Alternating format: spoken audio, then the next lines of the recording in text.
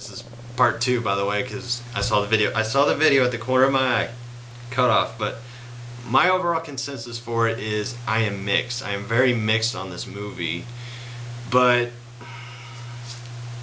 I mean, there's just so much more they could have done. There really is. It could have been more.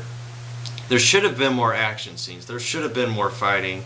There should have been a more adventuristic feel to it. But they spend too much time explaining everything in which they explain nothing, because nothing's established. You never learn anything about anything. All they explain really is the Fountain of Youth, Blackbeard's motivation for getting it. The English are kind of introduced and then done away with. Like, you never find out what King George's motivation would have been for finding it, but I guess it would be to, for him to be immortal, to be, the God King of the world or something. And the Spanish's motivation is to destroy it because they're Catholic. They look at it as a heretical shrine that needs to be cleansed from the earth, because they think only God should be allowed to give these divine blessings of immortality. When if it's a natural area, then wouldn't it by its very nature be created by God, according to the religion of Catholicism or Christianity in general? But again, the movie just it just goes nowhere at all, and it loops in circles around this whole Fountain of Youth thing. And it also spins a lot of stories, or not stories, but a lot of details about Blackbeard being redeemable, and that's Penelope Cruz's whole reason for being so loyal to her dad, is that she believes his soul can be saved. And I guess that's why the clergyman was there, and why Penelope Cruz is protective of him, because if Blackbeard kills a clergyman, well, yeah, he's screwed regardless of whether or not his soul was redeemable from the get-go or not. And they just dwindle on this, and off the bat, he's a bastard. He loves killing people for his own ends, and he does nothing to show that he's potentially a redeemable character, that he's going about it wrong, and he admits he's a bad guy. He's proud that he's bad. He's proud of everything that he's done. And so Penelope Cruz's mindset is kind of retarded, because it's alluded to numerous times that there was a scene where Jack Sparrow had to choose between like all these pistols, because he was arguing with Blackbeard not to jump off that cliff to find the Spaniard ship that had found the 2 chalices, or made the 2 chalices, or whatever. And he has him choose these 6 guns, and he has to choose, I think, 2 of them, he has to choose them, and 2 of them are loaded. And what Blackbeard does is he turns and he aims the gun at Penelope Cruz to get Jack Sparrow to jump over it, to jump onto the cliff. And so he's like, no, not that one, no, not that one, this one. And then he shoots it, and it's a blank, and then Jack Sparrow's like, oh, none of these are loaded, and then he shoots it, and then the gun goes off, and he's just kind of like eyes at it. He goes, oh, well. And then that's when he sneaks over to the zombie and says, what are my chances of survival if I jump off here? And it cuts off at that, and then Penelope Cruz is like, oh, Father, that was a clever trick. You knew which guns were loaded, right? He goes, oh, yeah, of course. I'm going to be over here. And so you kind of like get the hint that, okay, so he cares more about himself, less about his own daughter, who's pretty damn loyal to him. And then even at the very freaking end, it was, he's like, so that one's laced with the tear, and that one's not? And Sparrow's like, yeah. And then he grabs the one with the tear, or the one that he thinks has the tear, and just chugs it.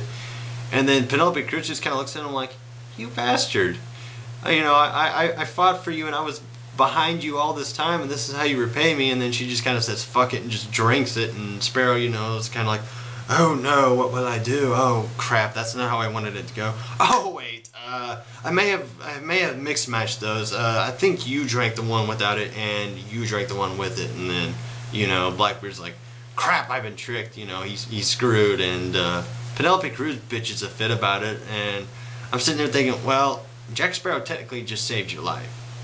And not only that, your dad He was ready to kill you without a second thought just to save his own skin. What are you getting at, woman?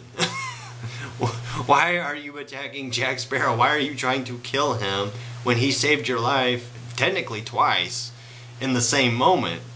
First from the Fountain of Youth and second from your own father's betrayal, and she just goes crazy and is all, wah, you killed my dad, I'll never forgive you, and then Jack leaves her on this island, and then she's trying to persuade him to join, but Jack's not having it because, you know, he knows her. He knows she's just trying to trick him and that she could potentially come back and kill him. So, you know, he's not without mercy, though. He does leave her on this island that he said is full of trade routes and that she'll be able to catch you on it, hitch a ride on a ship that's passing by. And he gives her this pistol with one bullet, you know, used to signal one of the ships, but instead she uses that bullet to shoot at Jack, to which she misses, and Jack properly replies, "You missed." So the pluses of it, Jack Sparrow's character, obviously, and I think Jack Sparrow's character is the only thing was the only thing that really carried this movie besides Jeffrey Rush, and to an extent Ian McShane, who I honestly think is an amazing actor. And it was nice to see him in the movie. I just wish they would have done more with Blackbeard's character and Blackbeard's ship. And then the downfalls were all these subplots, just how little is explained, and at the same time how much is explained. It has more to do with how much they focus on this the Fountain of Youth and less on everything else. It's like everything else is ignored to explain and reiterate again the whole premise of how the Fountain of Youth works, and it bothered me. But as a movie that I can just kick back and say, was it entertaining? Yes, it was entertaining. Even with all the flaws that I said it has, it was entertaining. But again, I had a lot of things to complain about, so my overall consensus of it is a mixed look at it. It's very mixed. It's not negative, it's not positive, it's in the middle. I have a few friends that are really big into the Pirates movie, and they said that it was, you know, the best one so far, and that's their opinion. I'm not dissing on their opinion because everybody has one. You know, I think a personal bias comes into every movie, and that's why a review is not always 100% correct. I mean, there are points that are correct, but there are points that where it's arguable, it's debatable. It's just a matter of what your taste is. But that's my take on it, and I want to further elaborate that the subplot with the mermaid and the clergyman was even more pointless, because even Blackbeard was kind of like, oh my god, really, you're falling for this pirate, or you're falling for this mermaid?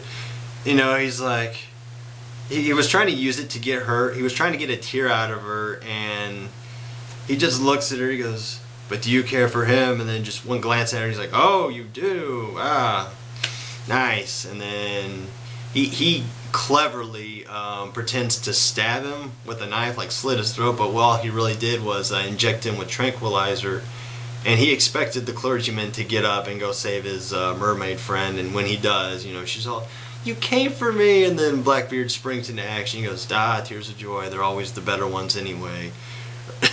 And then he says, oh, mermaids are too tough to shed tears over pain and suffering, but give them a little smile and they'll cry till their eyes are dry, and all this other stuff. But anyway, yeah, I'm pretty much done now. It's time for me to hit the bed. It's like almost midnight here, and yeah, I'm pretty tired. But yeah, that was Pirates of the Caribbean 2, or Pirates of the Caribbean 2, Pirates of the Caribbean 4, Stranger Tides, I believe it's called. But I hope you find my review helpful, and I hope it helps you, you know, kind of relate to how everything played out. So, see you.